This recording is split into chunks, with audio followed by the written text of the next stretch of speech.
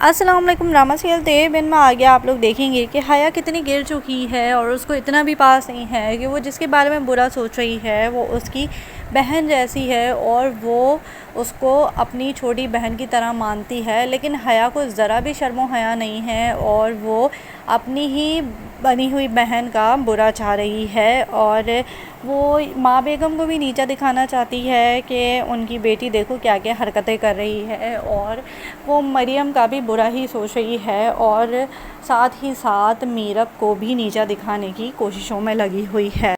हया ये भी जानती है कि वो शख्स कौन बैठा हुआ है, क्योंकि जब ये मरियम को मुर्तसिम के साथ छोड़ने गई थी कॉलेज तो मुर्तसिम को मलिक ज़ुबैर मिला था। तो उसी दौरान ही हया ने देख लिया था कि मुर्तसिम और मलिक ज़ुबैर के दरमियान लड़ाई चल रही है और वो जानती है कि ये शख्स हमारा दुश्मन है और वो ख़ास मौके के इंतज़ार में है कि किस तरह से एक धमाका करे और वो सारी तस्वीर दिखाए और ये भी दिखा दे कि मरियम ऐसी हरकतें कर रही है और उसको शय देने वाला कौन है। वो सिर्फ मीरब है जो कि इस घर की बहू है और वही इस घर की बेटियों को बिगाड़ने में सबसे आगे आगे है।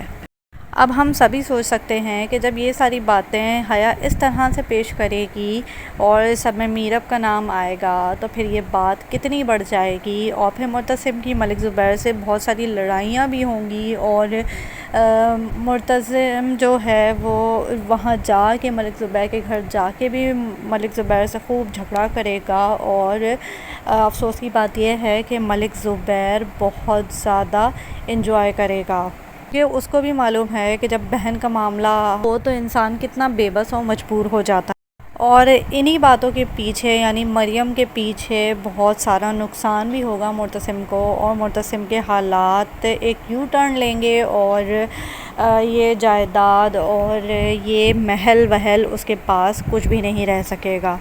लेकिन हमें देखना ये है कि वो मीरब को माफ़ करता है या नहीं करता। मीरब को वो कहीं ना कहीं माफ़ तो कर देगा लेकिन दोनों के दरमियान जुदाई आ जाएगी और दोनों सेपरेट रहने लगेंगे और इस दौरान में मीरब को मुर्तसिम से मोहब्बत भी हो जाएगी।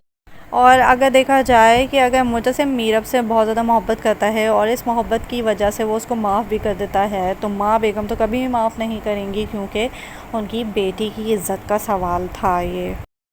इसके अलावा रोहेल भी कहीं ना कहीं पीछे पड़ा हुआ है कि किसी तरह से मीरब उससे दोबारा मिलने आ जाए और वो मुर्तसिम को नीचा दिखा सके और उससे अपनी मार पीट का बदला ले सके।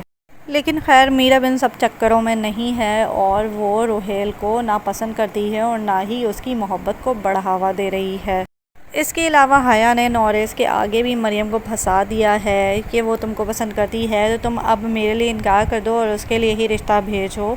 तो बेचारा नौरेज़ भी बेवकूफ़ बन चुका है और अब वो जब मरियम के लिए आएगा तो फिर देखते हैं क्या होता है। मरियम इनकार करेगी या फिर मलिक ज़ुबैर के साथ भागने की तैयारी पकड़ेगी, ये सब तो हमें एक आध किस्त में क्लियर हो ही जाएगा।